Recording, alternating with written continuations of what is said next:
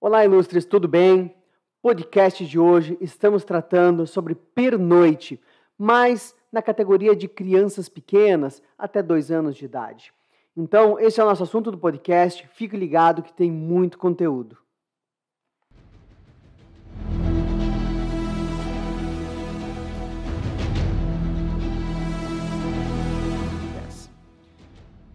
Yasmin, começando nosso podcast, eu acho que é o episódio, nem sei mais, já passou Perdemos do 20. as contas. Já foi. Antes eu contava, agora já foi. Mas vamos lá.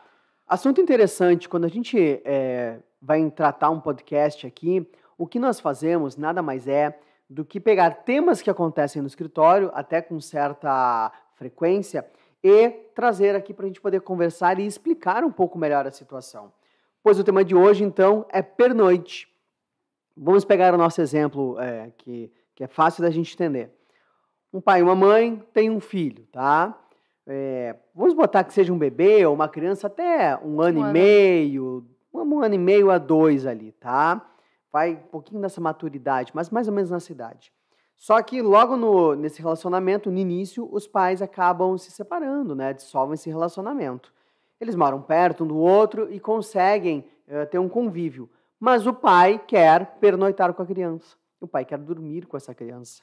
E começa a gerar, então, esse problema. O pai pode? Primeira pergunta, o pai pode? Como é que funciona? É toda semana? Não pode. O que tem que se analisar? E é isso que nós vamos começar a tratar no dia de hoje. É importante falar, Felipe, que essa questão do pernoite, ela não está na lei, né? É uma construção, é um entendimento que vai depender de cada juiz e também do caso em concreto, de como que funciona essa dinâmica entre os pais, se é um divórcio litigioso, se tem, por exemplo, alguma questão de violência doméstica envolvendo também a criança, muitas vezes. Fatores. Então, é uma soma de fatores, então já é importante dizer que tu não tens aqui uma receita pronta, digamos assim, né? Quando nos perguntam assim, tá, mas por que eu não posso dormir com meu filho? Meu filho, poxa, é um bebê, mas eu posso dar um nan para ele, eu posso fazer não sei o quê, e tudo certo, acontece o pernoite. A primeira coisa que eu digo sempre é que nós temos que cuidar porque esse bebê ou essa criança em estágio bem inicial, ela não está pronta.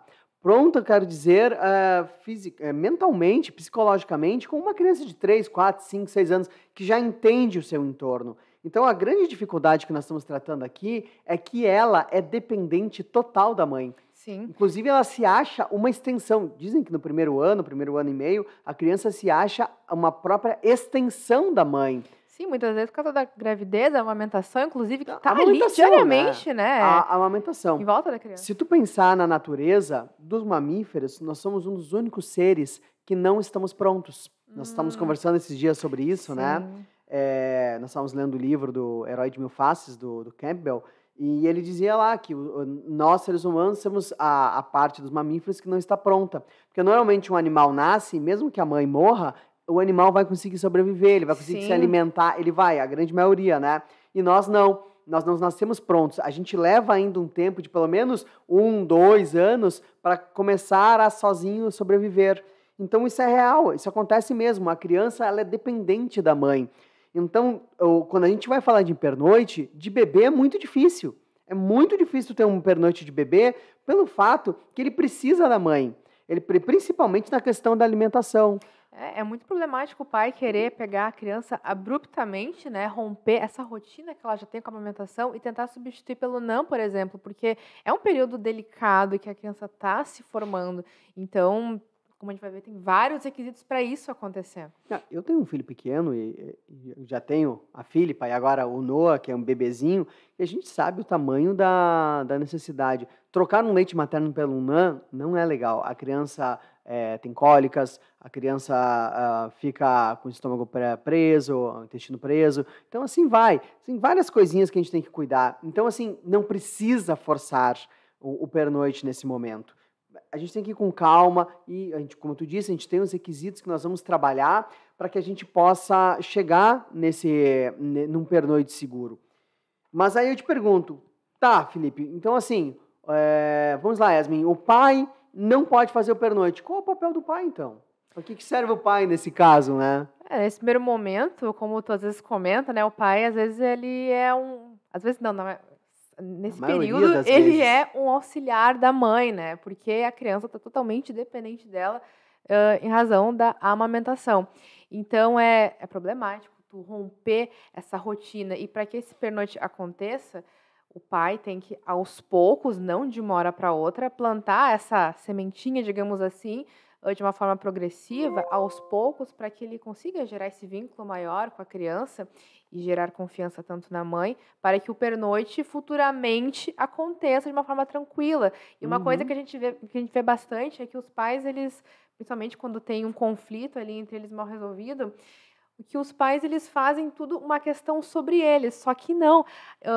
O pernoite, várias questões que transitam sobre a criança, esse meio, a gente tem que verificar o melhor interesse do menor. Será que é importante Aí sim, agora aí tu este chegou, pernoite? Será que aí vai tu ser chegou no bom para a momento. criança? Aí tu chegou no momento principal, né?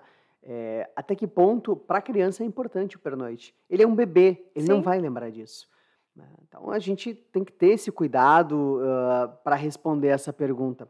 Mas respondendo essa pergunta, junto com a justiça, é importante o pernoite para um bebê? Eu acho que não. É importante para o pai ter aquele vínculo e tal. Mas ele pode fazer esse vínculo em um outro momento. Sim. Como tu disse, planta a sementinha, visita a criança de tarde, de manhã, fica um tempo, Vai vai se plantando. estendendo. A criança, ela começa a te observar, ela começa a rir para ti, ela começa a criar um vínculo contigo. Aí ela vai dormir de tarde, porque a criança dorme praticamente, um bebê no primeiro ano, ele dorme muito. Então, tu já consegue fazer ele dormir, Uhum. pega no colo, leva no quartinho, vai Começa a criando aquele conhecer a vínculo. criança, A né? mãe te ajuda aí na tua casa, e lá já tem um cantinho da criança, tu já vai montando o ambiente dela ali dentro. E assim a gente vai progredindo. Mas eu falo de justiça, tá? E beleza, Felipe, não está na lei, não está dito isso na lei, é um entendimento que se tem sobre esse assunto. Como é que nós vamos fazer o pernoite, então? Se eu entrar com um processo na justiça, o que vai acontecer? Bom, primeiro momento, o juiz vai determinar avaliações, né? Sempre Uhum. determina perícias, avaliações médicas, psicológicas e tal. Estudo social nas casas. Mas, assim, o que a justiça vem entendendo é que uma criança até 1 ano e meio, dificilmente o juiz vai dar. E aí, gente, calma. Eu sei que eu adoro dizer essa frase. Tem gente que vai dizer, ah, mas comigo aconteceu. Sim, mas existem exceções. Tu tem que imaginar que não existe uma regra. Então a decisão vai se embasar no conhecimento daquele juiz, na cultura dele, no entendimento dele, na vontade dele. Então, assim, não tem uma regra dizendo vai funcionar desta forma. E aí o que eu digo? Na maioria das vezes, pelo menos o entendimento do tribunal, que é o entendimento que todo mundo tem que seguir, o entendimento do tribunal é que criança até 1 ano e meio, eles não permitem pernoite. Salvo exceções, por exemplo, que a mãe trabalha e o pai fica com a criança, ou desde cedo eles têm um convívio que é meio que Essa eles se dinâmica. obrigaram a ter essa dinâmica. Uhum. Aí beleza. Mas salvo isso, se a mãe, entre aspas, disser não, o nosso filho ainda não está pronto, e o pai quiser, a justiça vai dizer, calma lá. E aí o que a justiça vai mandar fazer? Começar a seguir os 6 requisitos que nós vamos trabalhar daqui a pouquinho. Inclusive, às vezes, com até acompanhamento psicológico, né? E Uhum. pedagógico. Vai ter que ter para que isso comece a progredir, porque o problema maior é tu causar um trauma nessa criança. É causar um trauma nela de ela ter um vínculo grande com a mãe nesse momento, e ela tem, e ele não ser suprido. O pai não conseguir suprir esse vínculo com a mãe e a criança começar a ficar traumatizada. Não precisa, porque a gente já viu casos E assim, muitas né? vezes chega até pontos que essa mudança ela é tão abrupta que a criança não consegue ficar com o pai uma hora sequer, porque, enfim, gerou toda aquela quebra, não houve aquela sementinha da Uhum. confiança e da adaptação. Arrancar a criança da mãe e achar que a criança vai simplesmente aceitar. Nesse Aí primeiro eu momento é sei que alguém está problemático. olhando o vídeo dizendo, aconteceu comigo, de novo, é exceção, gente. A regra é que a criança não vai aceitar, porque ela tem a sua vontade própria. É óbvio que ela tem, ela é um bebezinho, mas ela tem isso. Então ela vai se traumatizar. E, Felipe, para de palhaçada, não se traumatiza. Bom, nós estamos falando justamente isso porque nós já lidamos com casos que isso Sim. aconteceu, e não foi 1 ou 2, entende? A gente sabe que isso acontece. Então é importante seguir esses requisitos que nós vamos falar a partir de agora, para a gente conseguir que, quando a criança estiver pronta, o pai possa começar a fazer um pernoite seguro e todo mundo esteja, repetindo a expressão, mas esteja em segurança para que isso possa acontecer E tranquilamente. sempre, né, visando o melhor interesse da criança e não dos pais, né? Tem que olhar a criança, tá? Porque os pais já são adultos. A criança é que a gente tem que ver para que ela não tenha problemas. Chegou o momento, Yasmin. Agora nós vamos falar dos requisitos. Porque tem um entendimento aí na justiça que para um pernoite seguro, nós temos que cumprir 6 requisitos, tá? Que aqui os pais com a criança, eles têm que cumprir, para que então a gente possa começar a fazer um pernoite tranquilo. O primeiro deles, tu quer começar? Quer que eu comece? Bom, o primeiro deles, Felipe, que eu acho que é um dos mais importantes, é a questão da adaptação, que esse pai vai ter que trabalhar durante esse tempo para que se torne um pernoite seguro. O que é essa adaptação? É o pai criar um ambiente ali propício para a criança, ela ter ali um quartinho, um espaço, ter as coisas dela e, principalmente, o pai começar a plantar essa semente de começar aos poucos, ficar um pouco a mais na casa da mãe, por exemplo, fica 1 hora, depois fica 2, vai se estendendo até que a criança se adapte com a presença do pai e não estranhe mais e se torne algo mais tranquilo no futuro para que possa ter um pernoite. Adaptação é pai com filho e adaptação ambiental. Sim. Então, assim, quando a gente fala em habitação, a gente pode pensar também na residência do pai, por exemplo. De vez o pai visitar a criança só na casa da mãe, o que pode fazer é a mãe, por exemplo, sair um pouco para ficar sozinho, para que a criança crie esse laço de olhar para o lado e dizer, cadê minha mãe? Mas saber que quem está ali está cuidando dela. Ou a mãe pode pegar e ir na casa do pai, e aí na casa do pai eles ficarem ali e ele poder ficar sozinho de novo com a criança. Então, essa adaptação está acontecendo na residência, então é ambiental, além do emocional, o ambiental. Então nós temos isso. Às vezes leva num parquinho, mas o importante é a mãe se afastar para que o pai tenha esse momento de começar a criar essa confiança. O segundo requisito que a gente pode trabalhar, gente, é o vínculo pré-existente. O que é vínculo pré-existente? É exatamente o item anterior, só que agora progressivo, para frente. Então, o vínculo pré-existente é esse pai e essa mãe, por exemplo, a mãe engravidou, não contou para o pai que estava grávida. Passou um ano e pouco, o pai descobre, faz o exame de DNA, descobre que a criança é dele. Aí diz, seu filho é meu, a partir de hoje vai começar a ter pernoite. Peraí, cadê o vínculo entre esse pai e essa criança? Ou o pai visita a criança só a cada 15 dias. Ah, é um bebê, quando ele crescer eu visito mais. E ele visita só a cada 15 dias, ou quando ele consegue, a cada 1 mês. Não existe vínculo entre esse pai e essa criança. Além do vínculo sanguíneo, óbvio, mas não existe um vínculo emocional que a criança olhe e sorria. A criança olha para ti e é como qualquer outra pessoa que chega na residência que ela não tem vínculo, sabe? Não tem. A criança vai olhar e vai dizer, ok, é uma pessoa, mas eu não sei quem é. Ela não olha para ti e sorri, porque ela não te entende como um representante dela, né?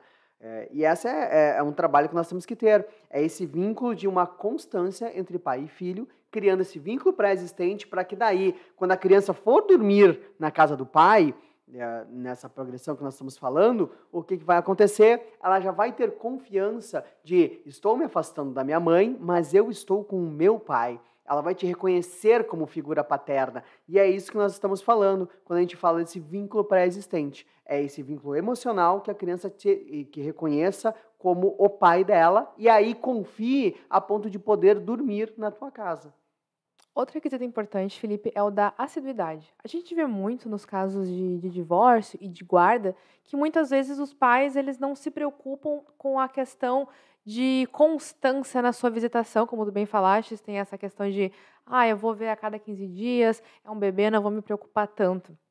E nesse também a gente consegue inserir a pontualidade, que eu acho que esses requisitos eles caminham juntos, porque tu tem que, além de gerar a confiança da criança, da mãe também, para ela se sentir segura que tu vai estar ali com a criança principalmente nos horários determinados. A gente vê muito pais que marcam que vão pegar a criança, sei lá, 9 da manhã, chegam meio-dia, ou às vezes nem chegam, não avisam. Então, como que tu vai criar esse vínculo para um futuro pernoite se tu não está se comprometendo com a criança e nem com a mãe e nem se comprometendo para que a situação ocorra de uma forma tranquila, sem traumas. Então, é importante tu ter essa assiduidade, essa constância nessa visitação. Não que tu vai visitar todos os dias, mas tu vais ter ali algo que não é esporádico.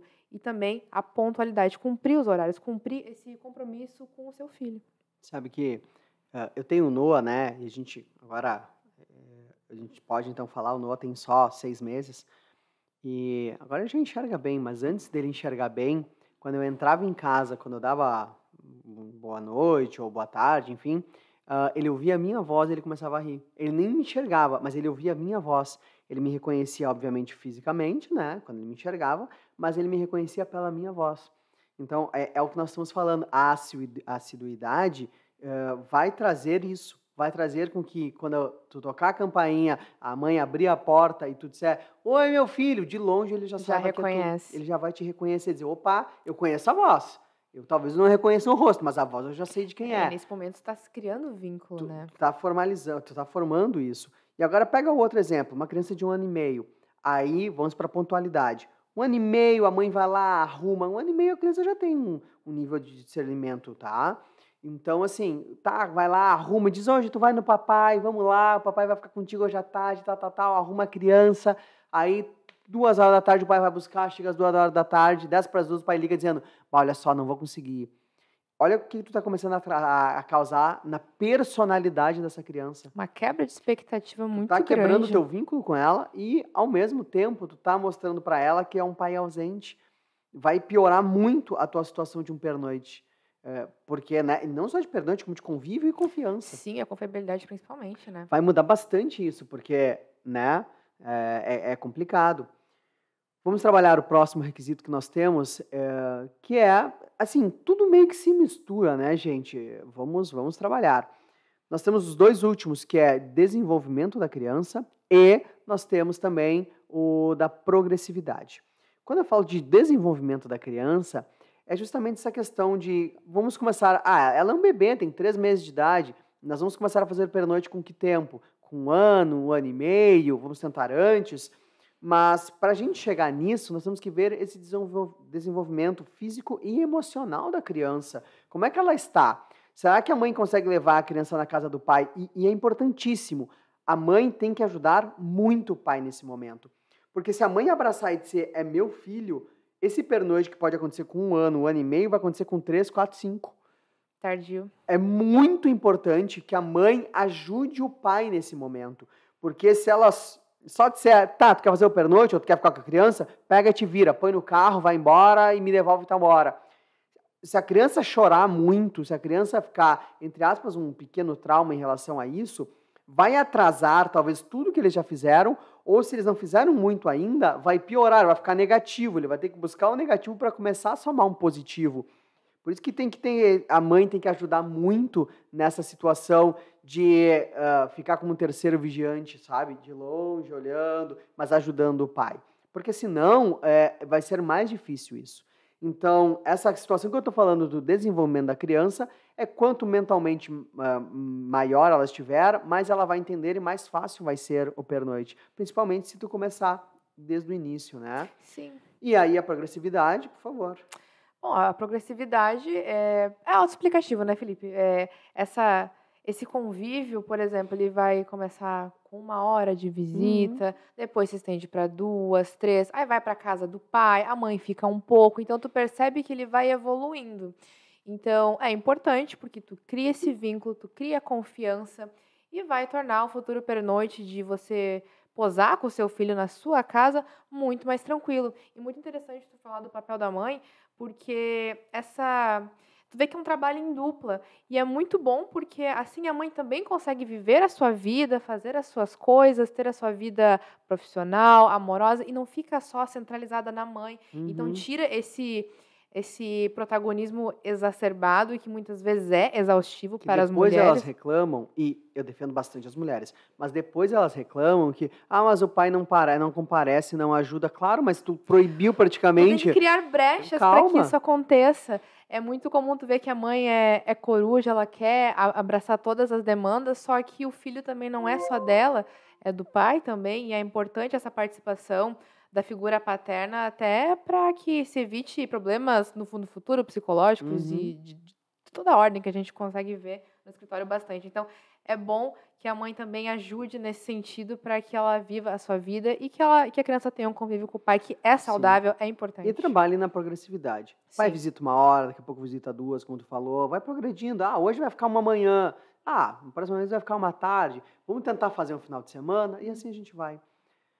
Gente, esses são os requisitos. Essa é a situação do pernoite. Você está passando por isso? Já passou? Conhece alguém? Deixe os comentários aqui, tá? Para a gente ir conversando sobre esse tema. É sempre um prazer estar aqui com vocês. Yasmin, obrigado por mais um podcast. Muito obrigada. Gente, um grande abraço e até o próximo.